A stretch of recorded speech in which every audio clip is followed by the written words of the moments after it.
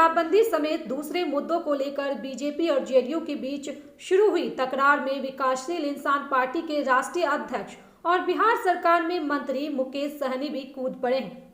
मुकेश सहनी ने शराबबंदी कानून पर मुख्यमंत्री नीतीश कुमार का पक्ष लेते हुए भाजपा को गठबंधन धर्म निभाने की नसीहत दी है।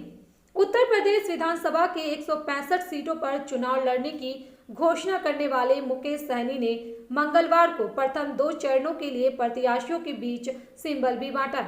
इस दौरान मीडिया से बातचीत करते हुए भाजपा के रवैये पर सवाल करते हुए मंत्री मुकेश सहनी ने कहा कि विधानसभा चुनाव लड़ने समय ही इन सभी बातों के बारे में सोचना चाहिए था। मीडिया से बातचीत के क्रम में मुकेश सहनी का लालू और तेजस्वी प्रेम भी उभर कर सामने आया। मुकेश सहनी ने कहा कि जिस दिन उनकी और लालू प्रसाद यादव की विचारधारा मिल जाएगी उस दिन वे दोनों मिलकर बिहार में राजनीति करेंगे।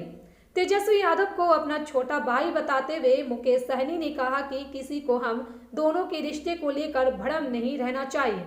बिहार की बहुचाहा विधानसभा सीट पर अपने प्रत्याशी खड़े करने पर मुकेश सहनी आमदा दिखे और कहा कि बीजेपी को अगर वहां अपना प्रत्याशी खड़ा करना है तो वह खड़ा करे, लेकिन उनकी पार्टी वीआईपी हर हाल में बहुचाहा से चुनाव लड़ेगी।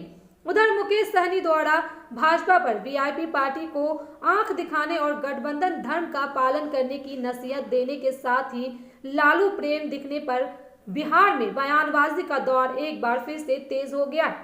भाजपा के मुकेश सहनी के बयान पर प्रतिक्रिया देते हुए कहा कि जितना सम्मान एनडीए द्वारा मुकेश सहनी को दिया गया है उतना कोई दूसरा गठबंधन नहीं दे सकता।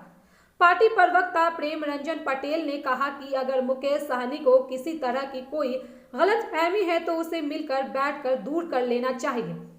उधर तेजस्वी को छोटा भाई बताने और लालू प्रसाद के साथ मिलकर राजनीति करने के संकेत देने के बाद राजद नेताओं ने इस बयान को भूनना शुरू कर दिया है। राजद प्रवक्ता मृत्युंजय तिवारी ने कहा कि बिहार एनडीए में सब कुछ ठीक ठाक नहीं चल रहा है।